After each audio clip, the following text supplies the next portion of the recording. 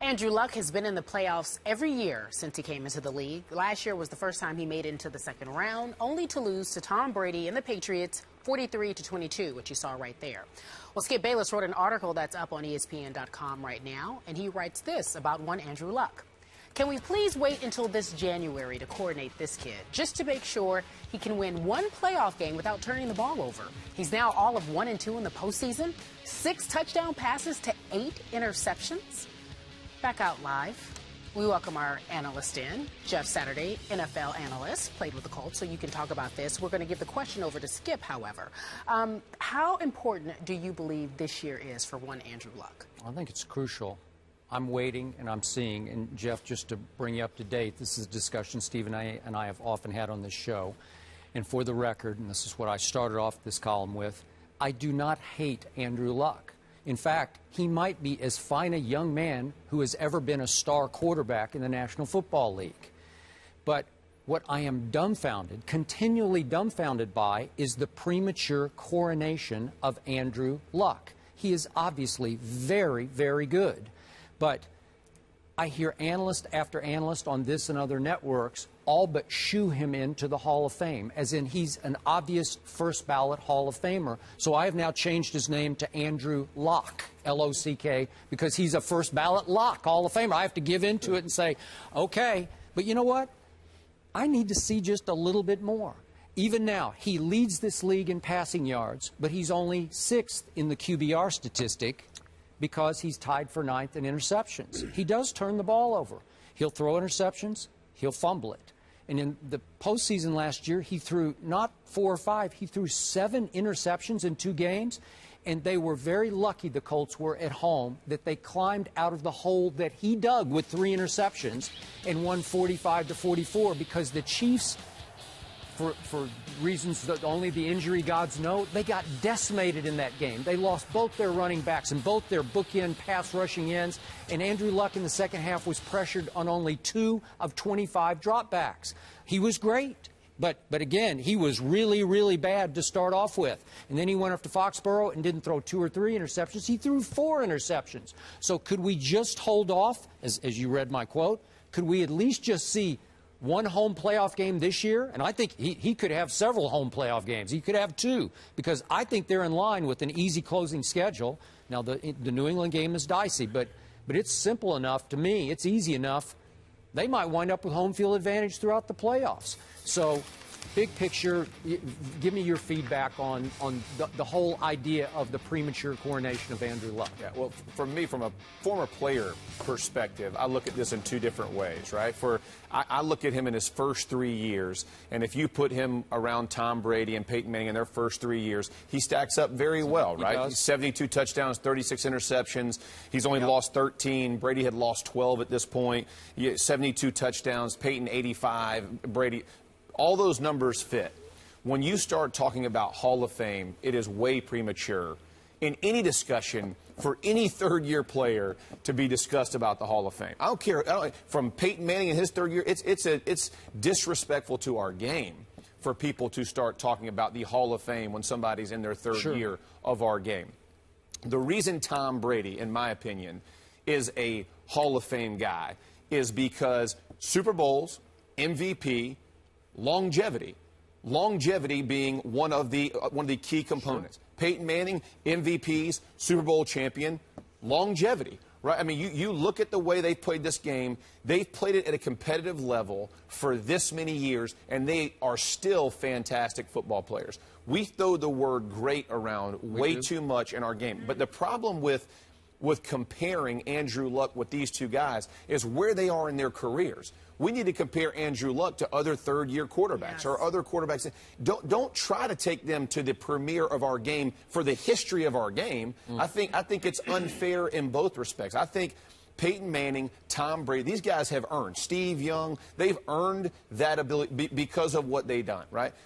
When you talk about Andrew Luck, I'm in full agreement. This kid has all the tools to be a potential Hall of Famer, but he still has to prove it. And I love Andrew Luck. I love the Colts. You know, I'm a homer. I'm all those things that I get accused of on here. I pull for the Colts. I will never make any bones about it. And I think he is a fantastic quarterback. He has tools inside the pocket, outside the pocket, physically.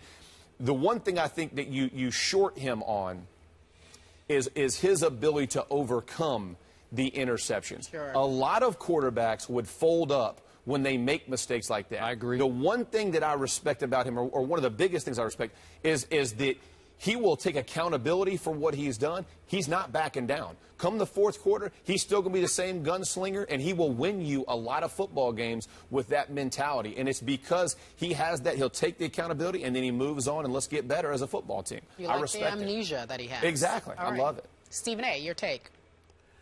I would like the producers to take Kerry Champion and Jeff Saturday and move them to the side and put me in a split screen where I get to look directly at my man Skip Bayless being the slickster that he is trying to get away with this stuff. I need to see this man's face. Jeff Saturday, I need you to take notes, okay? Because this is the problem. You fell for the old okie doke with Skip Bayless. Let me tell you what to do. The slickster that he is. Jeff Saturday, Skip Bayless wrote an outstanding column, but if there is such a thing that can be outstanding yet comical at the same time, it was the column that he just wrote because he sat there and being the slickster that he is, trying to reel everybody in to get them off kilter. When we talk about Andrew Luck as Hall of Fame or whatever the case may be, you're not talking about his credentials.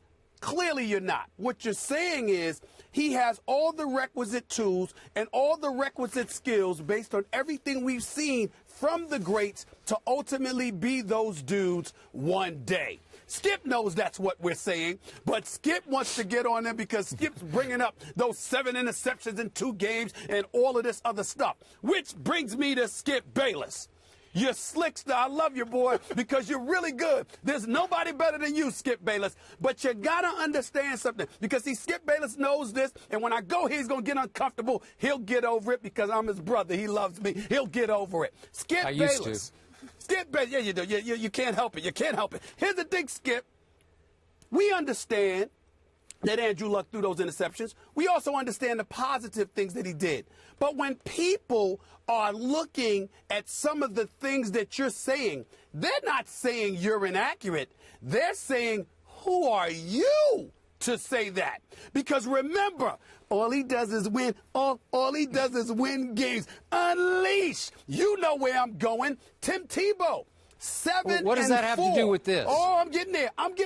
7-4. 7-4, okay? He had won 6 straight, lost the last 3 games of the regular season, won a playoff game against Pittsburgh, lost a playoff game to New England, where he only completed 9 of 26 passes. You'll sit there in your column and dissect something that Andrew Luck did wrong, but Andrew Luck has won 11 games over his first 2 years in the NFL. He's gone to the playoffs. He's won a playoff game. So despite the mistakes that may have transpired, etc., the bottom line is he's won football games, and he's gone to the playoffs, and you see his talent, and you see the potential that lies there. The Skip Bayless that we know and love would look at that with other quarterbacks that he favored and said that's enough. But with Andrew Luck, False. it's suddenly a reason to be ultra-critical. False. I can't believe you brought this up. Why is that? Okay, are we going to do the Tebow argument again? Is that what we're going to do? Because I'm offended you brought this up, and I'm being serious with you. That's unfair. That's a low ball. That's a cheap shot. You're the one trying to change the subject and the narrative of Andrew Luck. I'm listening. How am I changing the subject? I disclosed my personal biases in this column, and Jeff Saturday can appreciate the first one. I thought the Colts made a huge mistake, basically pushing Peyton Manning out the back door prematurely in favor of this kid, Andrew Luck. And I think that Peyton would have given that franchise for 3 straight years a better chance to win the Super Bowl. And I think I've been right about that. That's number one. All right, go ahead. Okay, go ahead. Number 2, go ahead. I said that I thought Robert Griffin III, though I certainly didn't say Andrew Luck would be a bust, I thought he was going to be really good. I thought that Robert Griffin would be slightly better long-term as a pro football player than Andrew Luck. And I think I got proven right about that the first year because RG3 was the Rookie of the Year. RG3 took a team to a division title. But you keep bringing it up like people have refuted that, and no one has. Okay. No one who can refute that RG3 was better than Andrew Luck his rookie year. But you keep bringing that up. Nobody's refuted that. Okay, that's what my column is about. Those are my two biases that we talk about on this show. Look, Tim Tebow does not belong in the same breath with Andrew Luck. I'm offended we're even talking about him because all I said about Tim Tebow was, hey, at the bottom of the first round, I would take a chance on him. And if you let him play the spread option and only the spread option, he can win games in the National Football League. And what happened? He won 7 out of 8 games. I predicted he would go 7-4, and he did. And he won a playoff game. That's all I said. But that's not the argument. The point is, Skip, regardless, what people heard you say was... I don't care what they heard me say. This is what I said. It's about winning games. It's about winning games. Well, if Andrew Luck is winning games, what's the problem? He's 1-2 in the playoffs. At least Tim Tebow was 1-1 in the playoffs, and I don't care. Tim Tebow's not even in football anymore.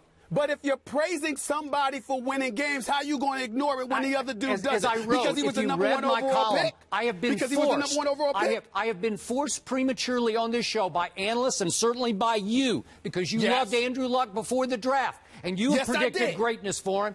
I have been forced to judge Andrew Luck by the highest level. Most people already say he's a top 5 quarterback in this league. Some people have made the case he's already the best quarterback in this league. So I have no choice but to judge him, as I did with LeBron early, by high standards, lofty standards. And he's not measuring up yet because in the playoffs, he's got nothing to show. He's just getting started. He's in his 3rd year in the league. And excuse me. And let's go back to your first point, because you keep bringing up Peyton Manning as if people were saying Andrew Luck is better than Peyton Manning. I think the Colts thought that. Yes, they did. They thought he was done. They thought he was washed up. They thought he had 4 neck procedures, and he was never going to be the same. There was a question about his health, not his skill set. If Peyton Manning is on the field and he can play, then it's about his skill set. So the point that I'm trying to make to you is the only argument that was being made as it pertained to Andrew Luck versus Peyton Manning, do you want 5 years or do you want the next 15 to 20? That's the argument. That's the argument. Okay, let me bring it back real quick to Jeff. I know he's got to run, but real quick. Yeah.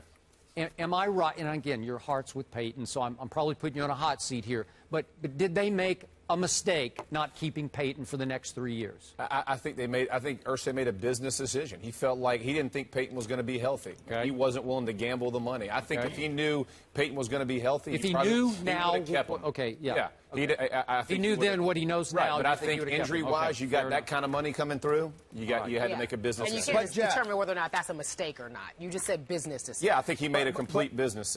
From Irsay's decision, I think he looked at it like, I got to pay this guy this amount of money. He's injured. If Peyton had been healthy, Peyton would have been a Colt. Okay. All right, Stephen A., I know you want to ask Jeff a question, but he's got to get out of here and go back to Sports Center. I know. So we will pick this up when you're back in town, Mr. Sounds Saturday. good. Sounds good. I like it. Keep it going. We're done, ladies and gentlemen.